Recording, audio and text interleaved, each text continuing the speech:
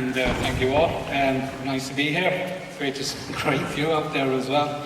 So Damien Quinn is my name. I'm based in Galway. I would have grew up in the UK and as an Irish young lad, and over there I would have spent a lot of my childhood feeling like I didn't fit in. What happened then, later years and teenage years, the family unit broke down, and then we moved back to Ireland. And then I was a teenager in Ireland, feeling like I didn't fit in because I was an English teenager. So that was quite the challenge. It was a life of not really feeling like fitting in anywhere. And that family unit then, when it broke down, it led to a lot of challenges. It led to a lot of disadvantage. We were living alone as children.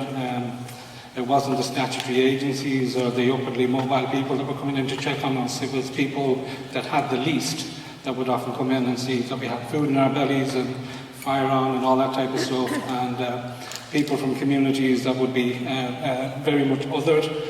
I had a lot of love for the traveller community. I didn't know what travellers were until I came to Ireland, but I learned very quickly who they are and what they're all about. And I have a graw for the community, and I know the community has a graw for me. Around all that, anyways, education was always my refuge. I loved to learn. Like when I was being bullied, that's what I relied on, because I always excelled in education. But because of early childhood responsibilities, I had to leave school before the junior cert, and I had to go out into the working world and provide for my little brother. What happened then in around 2002, a lot of skilled people from different countries came into the country with bags of qualifications, and I was a master of all trades, or a jack of all trades, and a master of none. I had no qualifications, so I couldn't compete. So at the age of 23, I had to go back and get my junior cert. I had to, it was very hard as well as a young dad, I suppose a default response to shielding ourselves from poverty was getting engaged in the drug trade and all that kind of stuff, and taking drugs and all that type of thing. And I defaulted back into that.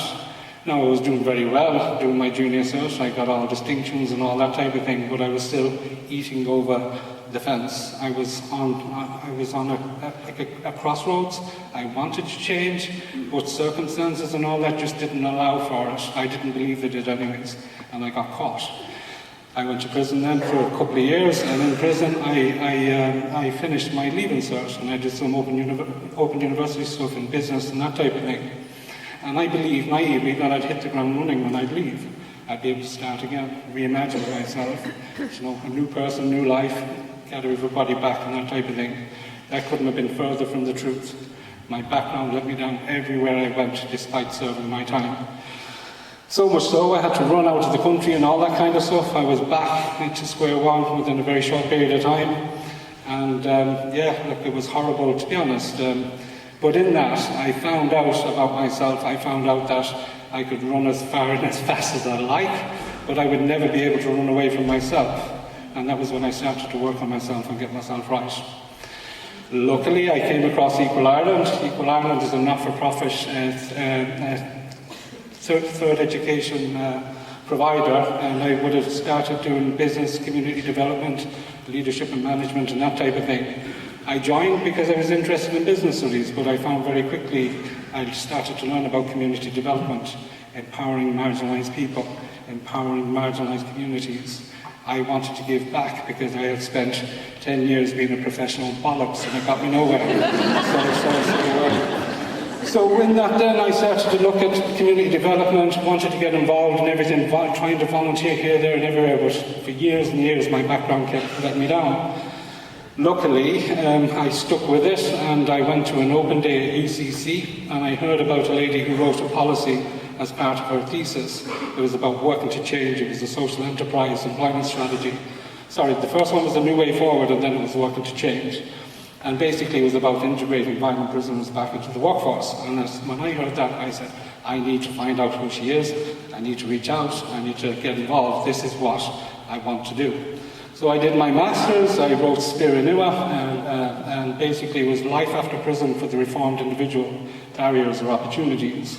And the whole idea was to develop a safe path for people with criminal histories so that they could use that then when they go for Garda vetting and try and show that they've committed to change and they've done a lot of work on themselves. So with that then, a lot of people got really interested in what we were doing. They could all see merit in what we were saying. So rather than let it gather dust on a shelf, the thesis, I approached Social Entrepreneurs Ireland, and they gave us a bit of funding to get a programme up and running. Fast forward a couple of years, that idea has now been written into the Building Pathways Together Criminal Justice Strategy as an action. And that little piece of work, a college project, has now led to systems change. They are now putting certificates of commitment to change into practice.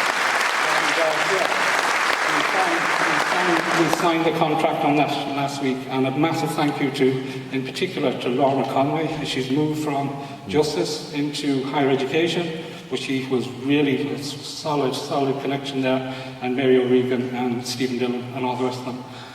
But with that then, what's Spéire Nua about? It's not a business. Like, I hear a lot of stuff about protecting employers and all that kind of stuff. We're all about protecting each other. We're all about helping each other level up.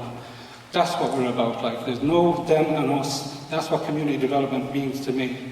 We're all in this together. Like, and I heard earlier, like, the challenges around funding and all that type of stuff. For me, it's been a critique for years and years and years. Every funding call is a competition. It splits us up, like, you know, we don't get the opportunity to kind of come together, to work together. We actually actively compete against each other, and that is the biggest challenge that the sector faces. For me, for the guys, just to be a part of the journey and to see who they are now today, you know, the little bits of support, watch them go on, lead, that's what leadership is about. Leadership is about creating more leaders.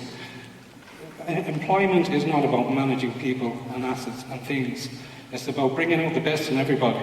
And that's what we try to do together, collectively, in friendship here in Ireland, in Northern Ireland and beyond. So with that then, I suppose for me, I'm all about systems change, you know, like I've seen the worst and I've seen the best. And I've been very, very lucky to surround myself with wonderful collaborators in this room, many familiar faces. And I guarantee you I would not have come this far without being able to bounce off you from time to time and rely on you for support and friendship and connection. And just before I finish up, I just want to say a massive shout out to Changing Ireland magazine, a very, very, very prestigious magazine. I found it in UCC. It was introduced to me by my lecturer Noreen Byrne, and since I read that publication, I've got to watch all of your work come to life on that magazine, and it's inspired me to continue doing what I do and continue my love for the third sector. Thank you.